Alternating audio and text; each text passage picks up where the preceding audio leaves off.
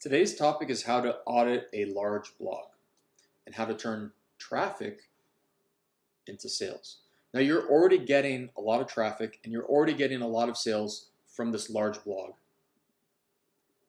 But now the next step is supercharge this thing and turn it into a selling machine. All right, so first you're going to turn the high traffic into calls, leads, bookings, and orders.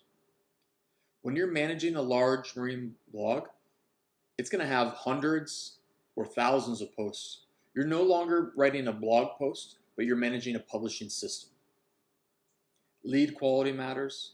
The support load for your sales team matters. The conversions matter. Your reputation matters.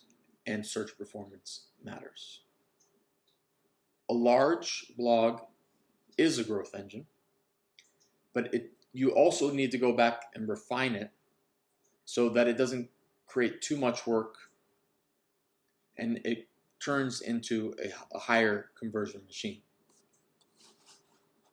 So below, I'm going to talk to you about a framework for auditing a large marine blog. The outcome of a good audit: it protects the accuracy, protects the rankings, and improves conversions. The first priority is the conversion architecture. Take your traffic and turn it into money. The second is cannibalization control. Stop competing with yourself. Take the best posts, refine them, and then get rid of or make the other ones more specific. All right, priority number 3. Trust and technical accuracy. Marines blogs can be unforgiving with bad technical accuracy. So you're going to need to build a library that's an audit library that protects the technical nature of your blog. This could be source manuals. This could be lots of different things. It could be just matching the sources, looking at your parts data, a lot of different ways that you can do this. Now, you're also going to look at your topical authority by system, clusters that you're winning in marine. You might be ranking in a lot of clusters, but you might need to refine certain ones before you go after the next set. All right, so let's go into the audit framework, a step-by-step audit framework. So you're going to want to start with building your content inventory. This is your master list. It's going to have your URL, the titles, what cluster they're in, what intent stage they're in. In another video, I'll actually link it in the description here. We talk about the Grant Cardone sales cycle. Are we in fact finding? Are we in qualifying? Are we in decision? Are we in closing? Add a section for the primary query / topic that this article answers, secondary queries that it also answers, the last time you updated it, because obviously if anyone that's been blogging for a while, you know that you're going to go back and edit old articles. Even if they're 5-10 years old, you're going to bring them up to the current state. So you're gonna look at you're gonna make an inventory of the conversion tactics that you have within this article. Is it CTA, its call to action, complete?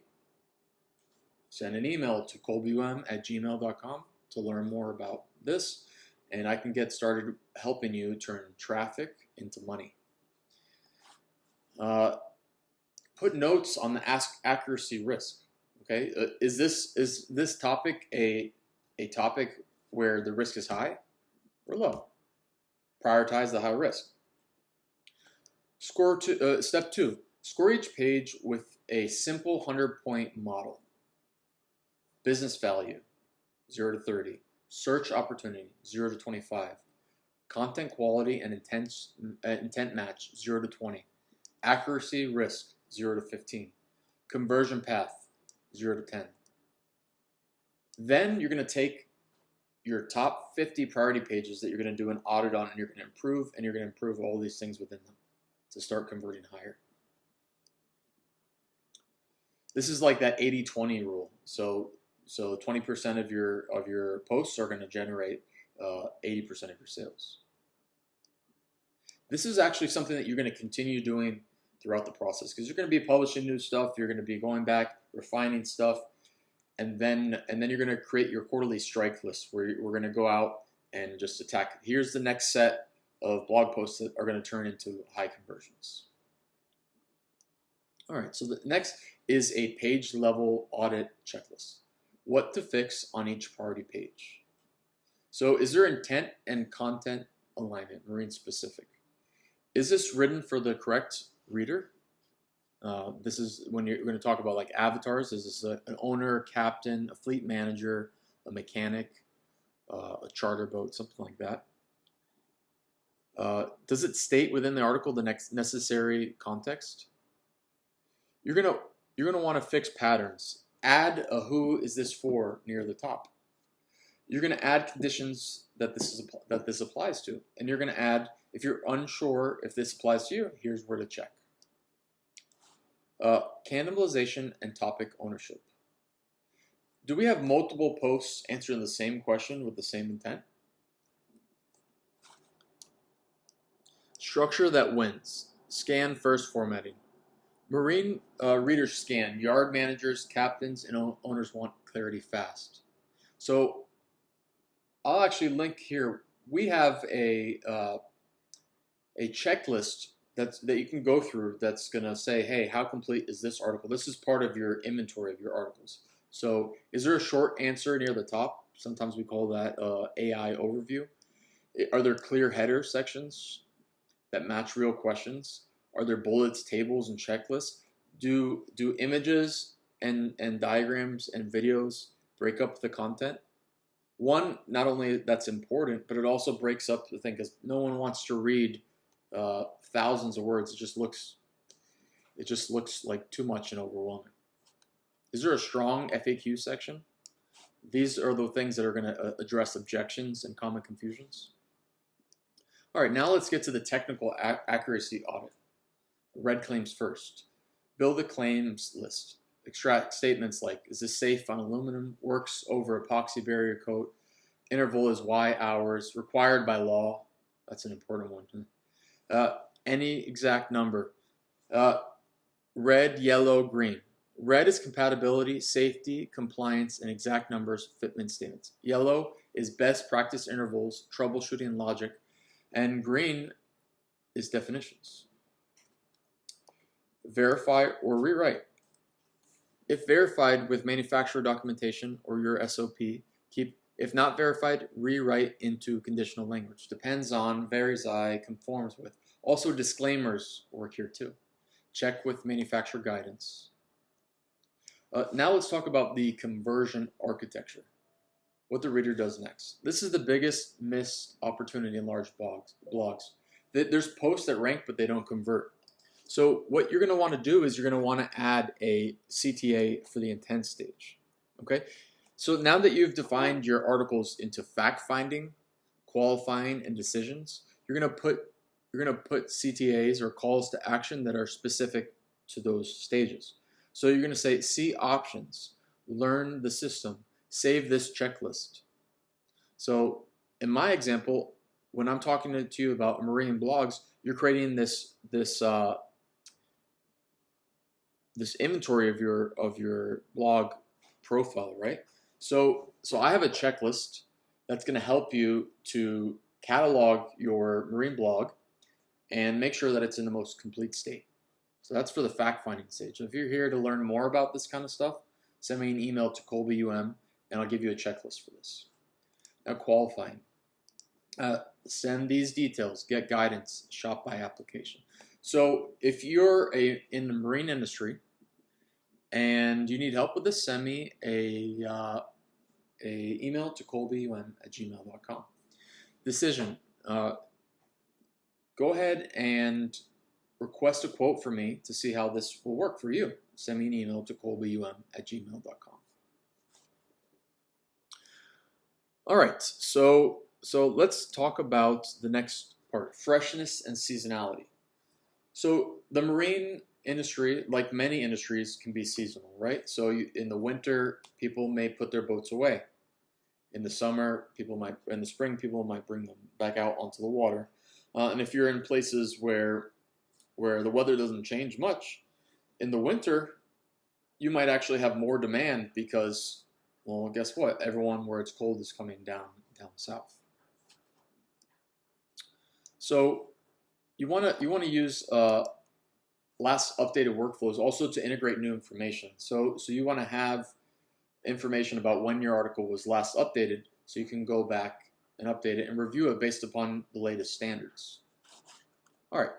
So what are the blog-wide audit priorities and what you fix at the system level? So you want to take your clusters that you're talking about. And what is a cluster? It's, all right, I have this topic. Let's say it's tugboats, right? Where is my expertise on this? How much have I covered on this? And what do I need to add to this, let's say? So you're going to want to work on a pillar page. You're going to want to ensure that related posts are linking back to that pillar page. You want to make sure that pillar is linking out to supporting posts about this, and you want to remove duplicate pillars when necessary. All right, so then you're going to go into the template standardization. So this is when you're going to define certain types of posts, and you're going to standardize them, right? So what is post? What look like? What does my X versus Y post look like? What does the cost of post look like? And you're gonna use the best practices based upon when you have a blog of more than 1,500 posts. You have real data to show you what works and what doesn't work. So you're gonna look at the highest performing posts for that type of template, and you're gonna learn from it, and you're gonna repeat those steps when you answer similar types of questions. All right, so governance and ownership, especially above 3,000 posts, which is the next level, right? So when you have thousands of pages, everyone edits everything, becomes chaos. So you want to take a owner per cluster. This is similar to when you have a sales team, and people in the sales team have expertise, right? So you might have one person that has an expertise, and I like to fish. So one of my expertises is fishing, boats around fishing. That's just something I've grown up my whole life doing. So it's something that I naturally am inclined to have an interest in, to knowing more about it, and I'm probably going to do a better job when working on that sector, let's say. So if I were to own that cluster, what would I do is I would just make sure that I focus on that the most. Let's say that you are a farmer, and you focus on that. That's something that you might do. In the marine industry, but let's say that you are a mechanic. So you might have a cluster about mechanical stuff, and you're the authority on that. Now, that does not mean that universal principles don't apply across all of them, and that's what the point of this article is, how to manage that system. So you're also going to want to do lead quality control. Large amounts of traffic can overwhelm a marine business with a lot of low quality inquiries. That doesn't mean that these aren't great customers. It's just you need to funnel them out and make a system that makes it very easy to identify at what stage this lead is and what needs to be done for that person. So you also want to do qualifying content that explains who you are, who you're for. You see, here I talk a little bit about marine blogs. So I can help you in other spaces, let's say, but this is going to be the topic that I'm going to bring the highest value to. Include intake blocks everywhere. All right, send me an email to colbyum@gmail.com. Create price drivers and expectations. So if you want a really long and drawn out process for this, don't give me any information up front, right? But if you want to take this and you want a compressed result, give me lots of information up front so that when we first meet, I have something ready to go and I'm ready to talk to you about it. All right, so the ranking timeline you should expect for audit work.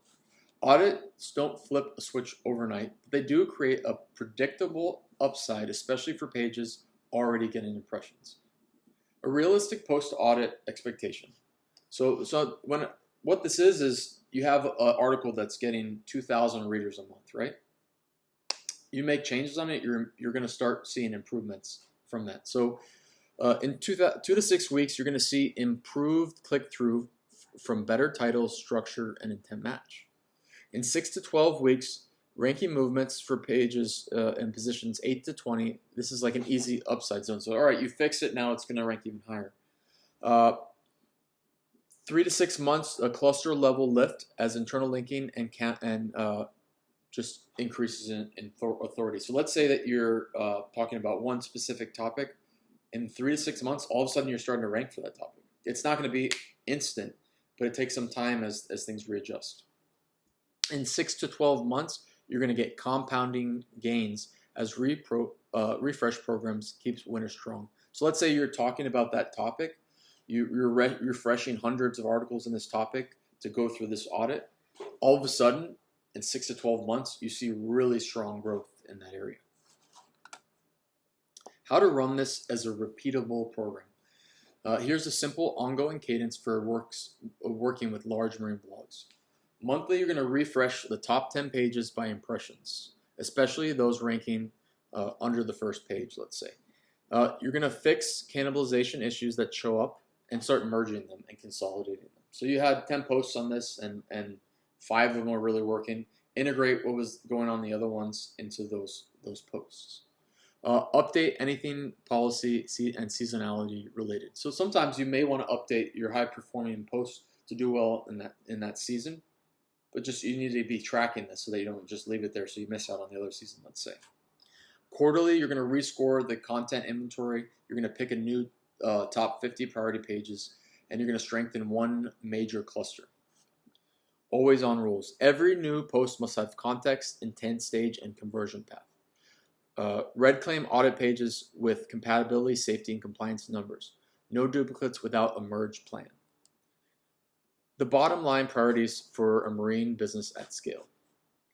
If your blog is large and generating meaningful traffic, the priorities are not just publish anymore. They're conversion architecture, turn traffic into action, cannibalization structure, work on one canonical per topic, accuracy and trust, put source grounding, cluster authority systems based on internal linking, and governance, templates, ownership, and refresh cadence.